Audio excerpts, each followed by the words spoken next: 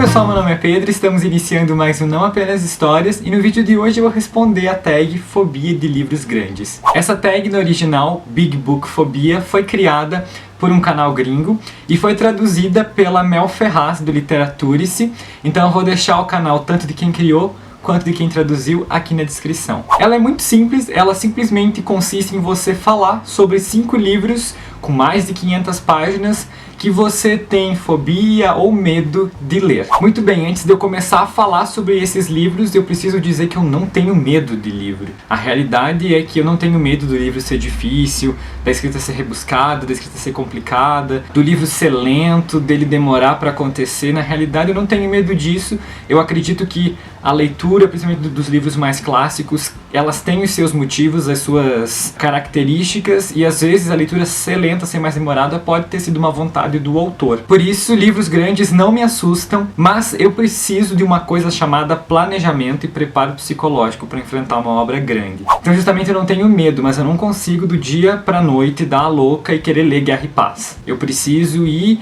me planejando, ir acostumando a minha mente à ideia de enfrentar um calhamaço. Porque a maioria dos calhamaços que eu pretendo ler são livros clássicos. E por eles serem clássicos, muitas vezes é preciso ter um texto de apoio, assistir algum vídeo, ter um embasamento antes, durante e depois da leitura mais teórico. Então eu prefiro começar a conhecer essas obras e a ler essas obras já com um certo grau de conhecimento a respeito delas. E por isso, consequentemente, que eu não pego um calhamaço para ler toda hora, né? Eu pretendo ler um calhamaço por ano, 2, digamos assim. Mas então era isso, eu só queria explicar pra vocês que eu não tenho medo de livros grandes, mas eu preciso de um preparo psicológico para enfrentar uma obra com mais de 1.000, 1.500 ou 2.000 páginas. Então vamos ao que interessa e vamos falar agora sobre os livros. Os que eu vou mostrar aqui são livros que eu tenho em casa, mas é óbvio que há diversos outros calhamaços, como Crime e Castigo, Os Irmãos Karamazov, entre outros que eu pretendo ler ainda e que são gigantescos, mas que eu não tenho, então não vou mostrar. O primeiro deles é Os Miseráveis, do Victor Hugo. Eu tenho essa edição aqui da Cosac Naif. Eu comecei a ler esse livro neste ano, eu li em torno de 430 páginas, mas eu deixei de lado, porque eu tinha muitas coisas para ler, e a leitura, apesar de estar me conquistando, tá funcionando para mim, eu preferi deixá-la de lado, para poder ler o livro numa época que eu pudesse realmente mergulhar nele e sugar o máximo possível que eu conseguisse da história. Eu quero ler Os Miseráveis por todos os exemplos que eu tenho. A Nath do Redemoinhando leu nesse ano, e apesar de não ter sido o melhor livro da vida dela, foi um livro muito bom, ela gostou bastante. Eu já tinha a opinião da Tati Feltrin, que é o livro da vida dela, então tudo isso me instigou a ler. E o Victor Hugo é um dos maiores expoentes da literatura francesa, ele tem uma mente incrível, ele é um cara visionário. Era, né? O que eu li dele, eu já fiquei completamente apaixonado. Ele tem uma visão da complexidade do mundo que é muito parecida daquela que eu tenho, sabe? Que o mundo é muito mais complexo daquilo que a gente imagina e que não é rapidamente que as coisas mudam. Ele tem uma visão social também muito aguçada, muito interessante, e que tudo isso foi me conquistando durante a leitura e que continua me instigando a ler Os Miseráveis. Eu acho que essa não vai ser a obra da minha vida, mas eu tenho certeza que vai ser um dos livros mais importantes que eu vou ler. Um outro universo que eu tenho muito receio de mergulhar de uma hora para outra é do As Crônicas de Nárnia, do C.S. Lewis. São 7 livros, essa edição aqui tem mais de 600 páginas, com uma diagramação muito pequena, com uma folha muito fininha, então é um livro grande também. E eu tenho bastante receio de mergulhar de uma hora para outra nesse universo, porque ele parece ser complicado, ele parece ter uma complexidade um pouco maior, por toda a construção fantástica que o C.S. Lewis fez nas Crônicas de Nárnia. É óbvio que é um livro que eu tenho muita curiosidade de ler, muita vontade de ler. Eu acredito que o C.S. Lewis, ele era um escritor fantástico, assim. Ele tinha também uma perspicácia na sua personalidade, ele sabia do que ele estava falando, ele sabia construir as histórias. É um dos marcos da literatura fantástica e é uma das obras que eu tenho mais curiosidade assim para mergulhar num universo. Eu amo a Terra-média, eu gosto muito de Harry Potter e As Crônicas de Nárnia é um livro que sempre que eu olho me chama, mas que eu preciso de um tempo para colocar as ideias no lugar e para começar a ler. Porque eu pretendo fazer uma interpretação mais como é que eu posso dizer, mais densa da obra, mais profunda, porque tem muita coisa aqui nessas páginas que precisam ser analisadas com calma e com cuidado. Mas esse livro, como os outros que eu vou citar, eu tenho certeza que vão provocar uma mudança de alguma forma na minha vida e que vão ser muito interessantes. O terceiro livro é David Copperfield, do Charles Dickens. Esse daqui é um romance de formação, ou seja, é um livro que vai contar toda a história de um personagem, toda a formação pessoal dele. Então ele tende a ser um livro muito emocionante, um livro muito interessante e um livro muito longo também.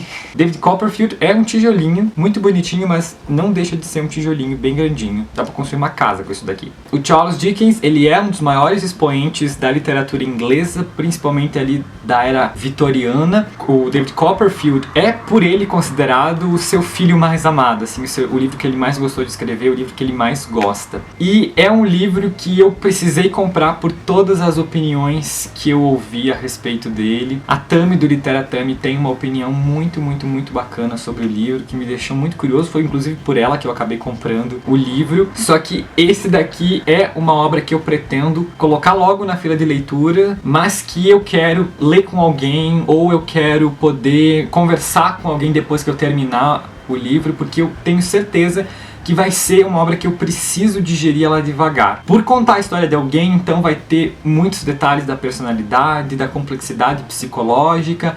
Então eu realmente preciso sentar e conversar com alguém depois que eu terminar a leitura, ou durante a leitura estar lendo com alguém. É um dos projetos assim que eu pretendo fazer ele logo.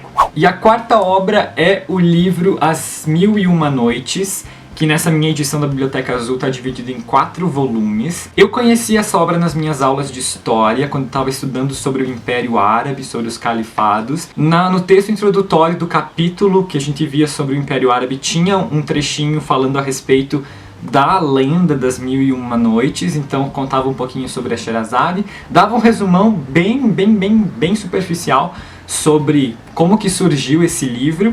E eu fiquei muito curioso, inclusive um tempo depois teve a Black Friday e eu comprei o box. E a cultura oriental é uma cultura que me chama muita atenção. Se eu for fazer história, que é uma das minhas opções para o curso da faculdade, depois de uma especialização nos povos pré-colombianos, eu pretendo estudar os povos orientais. Eu acho que é uma das culturas mais ricas do mundo. Tem muita coisa que a gente não conhece, que a gente não vê na escola. Na realidade, a gente não vê quase nada na escola. Mas tem, obviamente, muita coisa que aconteceu durante toda a história da humanidade com esses povos. Tem livros que eu já estou fazendo uma seleção para poder ler. Inclusive, eu recebi indicação para ler o livro Orientalismo, que vai falar um pouquinho mais sobre a cultura oriental. É um livro mais crítico, assim, mas tem uma pegada assim, falando um pouquinho sobre a cultura. E As Mil e Uma Noites me parece ser uma obra básica para quem gosta desse tipo de coisa. E eu tô muito curioso também. É assim, é um livro que eu quero ler. Eu não sei quando que eu vou ler, mas eu quero, porque é uma das coisas que mais me chama a atenção, assim, na literatura árabe. E a última obra é Guerra e Paz, do Tolstói. As minhas justificativas são as mais clichês possível, porque isso daqui é um livro russo, porque o Tolstói é um escritor muito bom, porque a Tati Feltrin adorou Guerra e Paz, e porque, meu Deus, eu tenho uma curiosidade imensa com a literatura russa. Eu já comprei alguns livros russos, mas eu quero também ler, assim, os clássicos, obviamente, né? Então, sei lá, Turgenev, o Gorky, tem também, qual outro russo? Dostoiévski, o Chekhov, o Tolstói, enfim, eu quero ler bastante literatura russa, não sei, me chama muito a atenção. E eu pretendo começar, digamos assim, pelo Guerra e Paz, talvez ler no ano que vem. Não sei. Uma das minhas ideias pro ano que vem é ler Guerra e Paz. Talvez, se eu realmente colocar essa ideia em prática, eu vou fazer um lendo Guerra e Paz com vocês. Bem copiado, assim, descaradamente da Tati Feltrin, que ela também fez o Guerra e Paz, a leitura do Guerra e Paz. Mas é aquela coisa, né? Um pouquinho de preparação, um pouquinho de cuidado, porque eu sei que os russos não são difíceis como todo mundo acha, mas eles são longos, né? Guerra e Paz é uma coisa longa. E, na realidade, se eu não gostar desse livro, pra alguma coisa ele vai servir, né? Eu posso matar alguém com ele. É só jogar essa caixinha na cabeça de alguém. Então esse foi o vídeo de hoje, eu espero que vocês tenham gostado. Se você gostou, não se esqueça de se inscrever no canal se você ainda não for inscrito, de dar um joinha no vídeo e de deixar seus comentários aqui embaixo. Além disso, não se esqueça de me seguir nas minhas redes sociais e até a próxima. Tchau!